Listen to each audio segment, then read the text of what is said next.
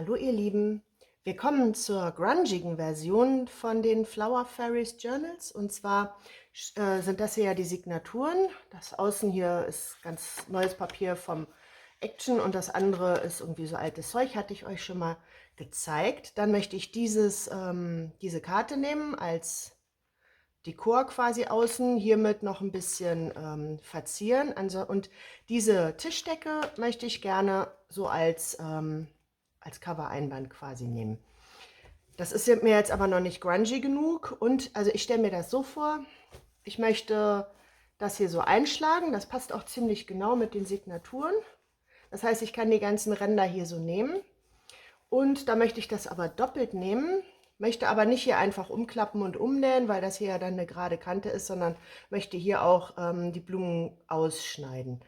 Und da möchte ich das Ganze noch in Kaffee baden bzw. mit Kaffee übermalen, damit das noch ein bisschen abgeranzter aussieht. Und wenn ich jetzt zwei Schichten übereinander habe, dann sieht das hier so ein bisschen doof aus. Man erkennt die Form der Blumen gar nicht mehr. Deswegen möchte ich dann gerne noch von so einer anderen alten Tischdecke diese auch in Kaffee baden und dann quasi so dazwischen legen. Ne? Also, wenn ihr euch das so vorstellt, so und dann hier rüber. Ne? Und wie gesagt, alles noch mit Braun. Und dann, wenn man aufschlägt, von innen dann auch so. Okay, fangen wir mal an. Ich schneide mir dieses hier quasi erstmal zu auf Größe der Signaturen.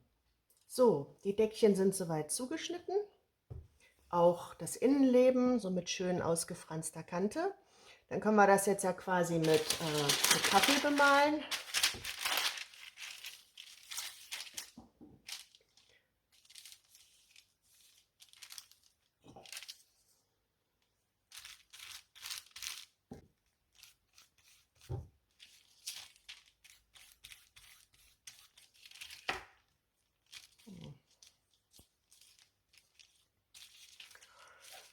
Ehrlich gesagt, es gefiel mir vorher besser. Nehmen wir mal was zum Abtupfen.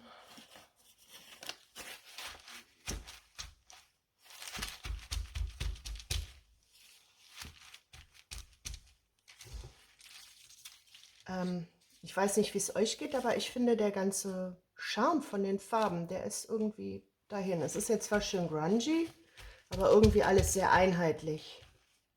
Ich glaube, da wasche ich ein ganzes Teil Kaffee wieder raus. So, aber bevor ich das mache, kann ich dieses ja noch schnell eintunken, weil das ist ja im Hintergrund, das wird ja überwiegend von den Blumen bedeckt. Ne? Das kann ja ruhig richtig braun sein.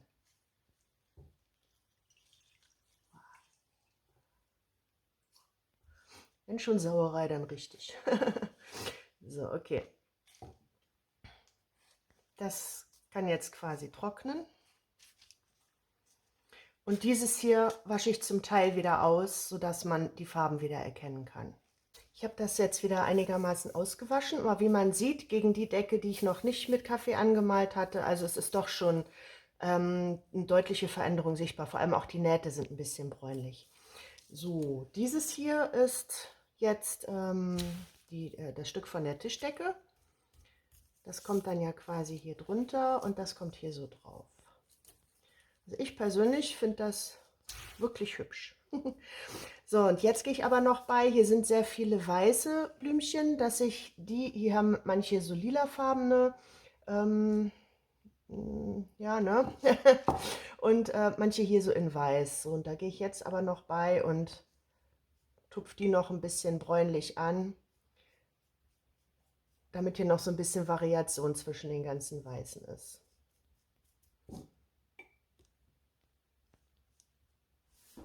Dann möchte ich gerne die 3 Signaturen, die ich habe, abgrungen. Und zwar nach der Art von Luise Heinzel mit dem Hammer. So, und zwar hatte sie dazu hier so eine Klammern dran gemacht. Also sie hatte die in viel größer, aber sie hatte auch irgendwie mehr Papier. So, und dann kann man die nämlich, gut, bei mir jetzt nicht, also die stehen nicht von selber so. Ja, und dann nehmen wir mal den Hammer.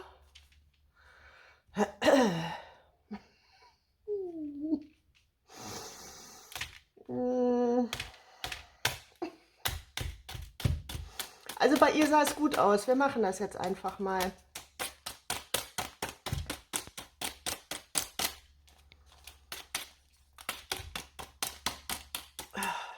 Ich hau mir bestimmt gleich auf die Finger, ich sehe das schon.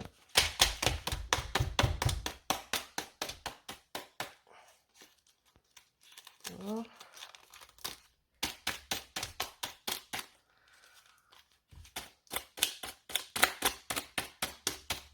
Aua.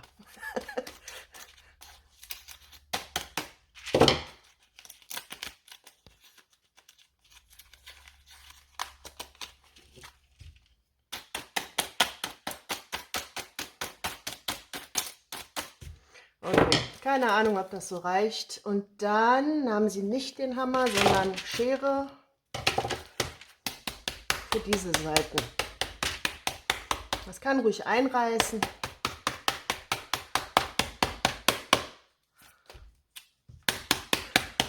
Wenn man den ersten Widerstand überwunden hat, ist das kein Problem.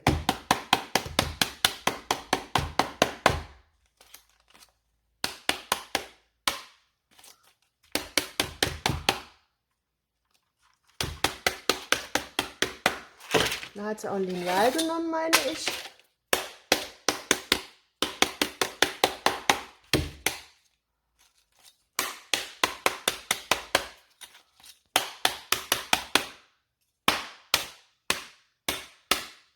Okay.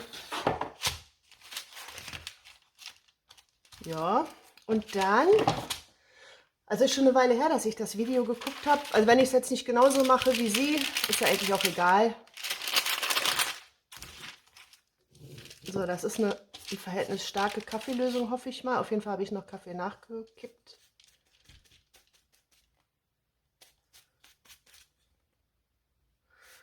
Wobei es mir eigentlich noch nicht stark genug. Aber wir nehmen auch gleich noch Distressfarben. So, jetzt hier mal mit Kaffee. So.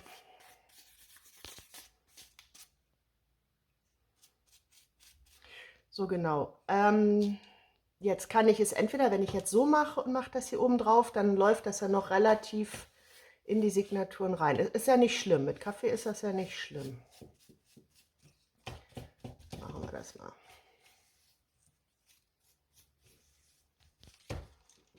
So, und auch mal hier.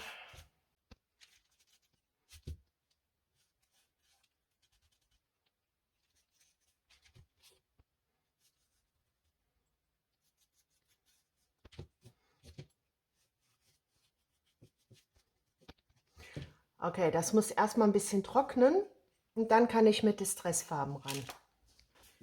Wenn der Kaffee getrocknet ist, dann sieht das Ganze so aus. Also mal ehrlich, also hier davon, dass die Seiten so behandelt worden sind, also bei den Seiten selber sieht man ja wirklich kaum was, ne? Also wie bei Luises Video ja auch. Also gut, dieses hier, das ist sowieso ein bisschen brüchig. Aber hier, echt schön. Gut, dann machen wir das mal so. Ich mache mir hier mal so einen kleinen Stapel. Dann legen wir das so hin, denn jetzt behandeln wir die Kanten und so noch mit so ein bisschen grünem Distress. Auch hier so ein bisschen Shabby Shutters und Walnut Stain und Vintage Photo. Gehen noch so ein bisschen an den Rand und spritzen das da mit Wasser ein bisschen ein. So, und das stelle ich jetzt nicht mehr so, damit das nicht hier so in die Signaturen hineinläuft, so wie der Kaffee, da ist mir das ja egal. Aber dieses hier möchte ich dann doch mehr am Rand haben. Von außen sieht das auch toll aus, ne? So. Einfach so ein bisschen drauf. Wie gesagt, ich weiß nicht mehr, ob Luise das auch so gemacht hat. Ist aber jetzt auch ja egal. Ich mache es jetzt so. Und sowas wie Glaze oder Embossing-Zeug und so habe ich sowieso nicht. Also daher muss ich hier mit Hausmitteln klarkommen, aber das tut's auch. Jetzt fällt mir aber gerade was ein. Sie hatte gesagt, wenn man jetzt wenn ich jetzt hiermit zum Beispiel rangehe, dann kommt ja Wasser hier rein. Und die Farben reagieren dann ja schon. Das heißt, ich versaue mir mein Stempelkissen. Das hat sie gesagt, das weiß ich noch genau. Aber diese hier, die ganz billigen von Action, ja, die sind eh schon ausgetrocknet und eh Schrott. Ganz ehrlich. Also es ist Farbe drin. Wenn ich jetzt nämlich so mache und hier male, dann kommt jede Menge raus, ne? Aber das Kissen selber an sich, ja. Ich habe mir überlegt, ich mache aus den Dingern so eine, die weiche ich ein. Ich muss mal gucken, ob ich da Glycerin oder Alkohol oder sonst was brauche. Und dann mache ich mir da so eine Sprays draus. Denn Pigmente an sich sind drin, ne?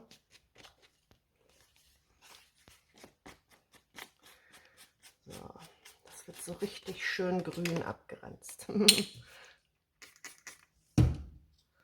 Verschiedene Grüntöne.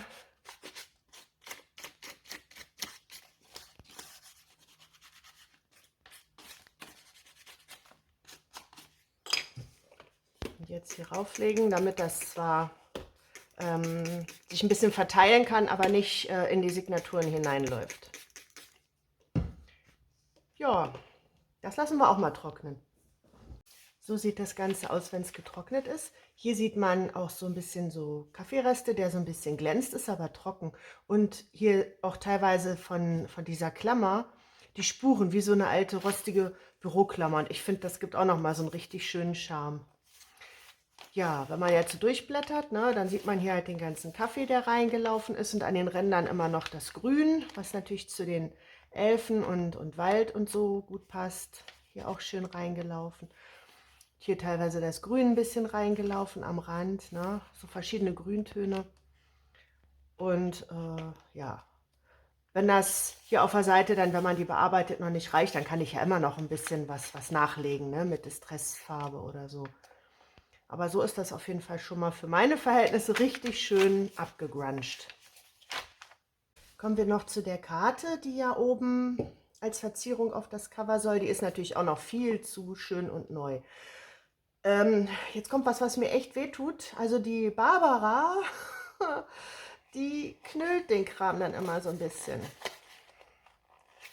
Und da denke ich dann auch mal, oh, die schöne Karte. So, okay, jetzt ist sie schon freiwillig eingerissen.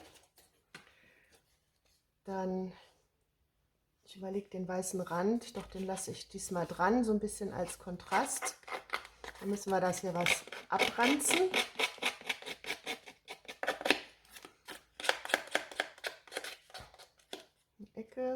Eine Ecke kann ja abgerissen sein.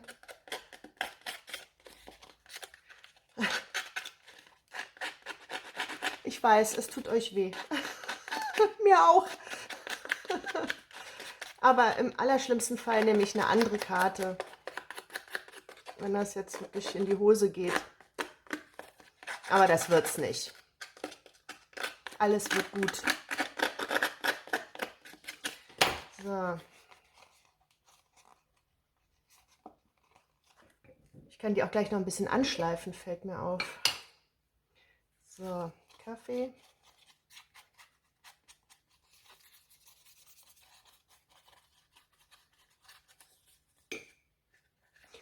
Wenn ich das hier so mache, ob das durchsaugt, wahrscheinlich nicht.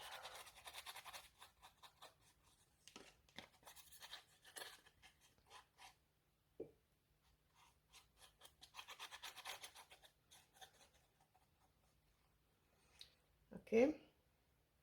Lassen wir mal ein Momentchen trocknen und dann kommt noch Distress an den Rand. So, hier guckt mal, wie schön das aussieht hier auf dem Dings. Das passt ja farblich wirklich perfekt. Da möchte ich jetzt gern die Ränder noch ein bisschen mit, ist fast ein bisschen dunkel. Ich nehme lieber Vintage Foto, das war jetzt Walnut Stain. Moment.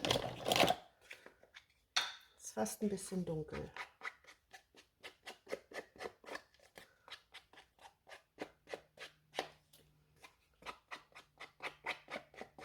Für sowas hier würden sich diese Swatches anbieten, die momentan immer alle machen, ne? Aber ganz ehrlich, ich habe so wenig Farben, das lohnt sich für mich gar nicht. Ich nehme immer welche, die so einigermaßen passen könnten. So. Ein bisschen hier drüber, über die Falten.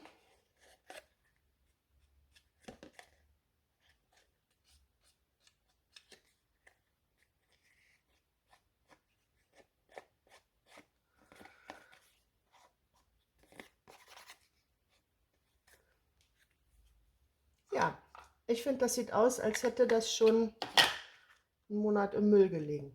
Und so soll das ja sein. So, wenn ich jetzt aber diese Blume nehme, die müssen wir auch noch ein bisschen runtertunen. Weiß nicht, geht das eigentlich auch hier mit?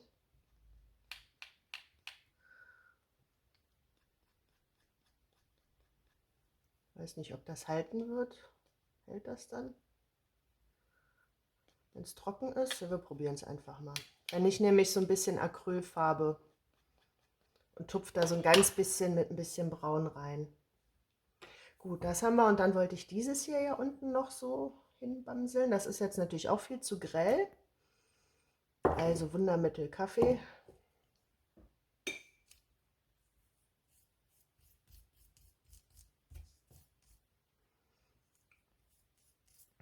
Insbesondere hier, wo das so grellgrün ist.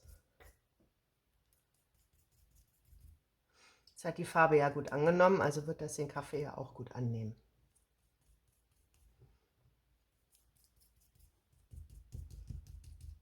So, ein bisschen grün kann ja dran sein.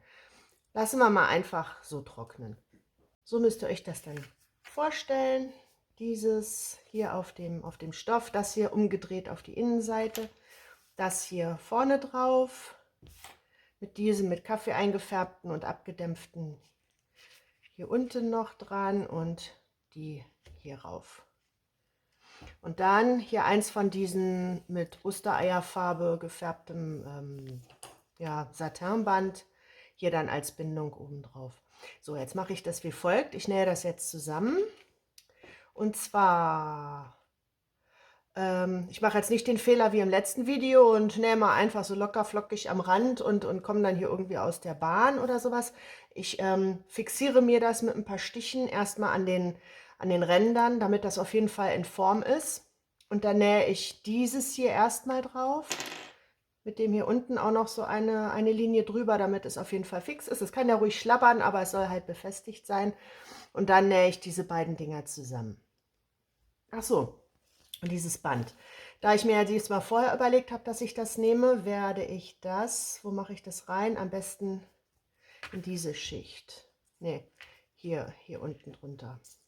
So, das mache ich hier quasi noch drunter, sodass dass man das von außen dann so sieht. Ne? Dann ist das auf jeden Fall schön fixiert. So sieht das Stück genäht dann aus. Ich habe mit beigefarbenem, was ist das denn? Oh, hier ist noch so ein, wie beim Ausstanzen, so ein Stück. Ich habe mit einem beigefarbenen Faden in so Mini-Zickzack genäht. Das fällt überhaupt nicht auf, weil die Blumen ja auch schon alle genäht waren. Den Faden hier quasi mit eingenäht. Ne? So ist die Rückseite. So richtig, es fasst sich so richtig schön fluffig an. Dieses hier, das lasse ich so. Und hier in der Mitte wird ja dann die Signatur noch eingenäht, also die 3 Signaturen und dementsprechend ja, mache ich dann auch mit einem beigefarbenen Faden. Ja, dann klebe ich jetzt diese Blume hier noch drauf. Das mache ich gleich mit Heißkleber. Und dann habe ich ja diese Karten hier alle über, die so dunkelgründig waren. Ne? Die möchte ich ja hier dann für Ephemera verarbeiten in diesem Journal. Und also Ephemera machen und sowas habe ich ja jetzt in mehreren Videos schon gemacht. Das heißt, das mache ich hinter der Kamera. Ich werde euch dann die Signaturen, die kommen hier dann natürlich rein. Ne? So werden ja noch ausgepuffert. Das müsst ihr euch ja dann quasi so, das wird ein richtig schön fluffiges, dickes Journal. Das ist die Grungy-Version. Dann haben wir ja diese Vintage-Version. Die kann man hier außen noch ein bisschen distressen. Aber wie gesagt, ich bin ja noch lange nicht fertig. Und dann haben wir ja diese Regenbogen-Version. So, das sind ja 3 total unterschiedliche Stile. Ich werde die, wie gesagt, hinter der Kamera jetzt komplett fertig machen. Ich möchte euch nicht zu Tode langweilen mit Prozessvideos.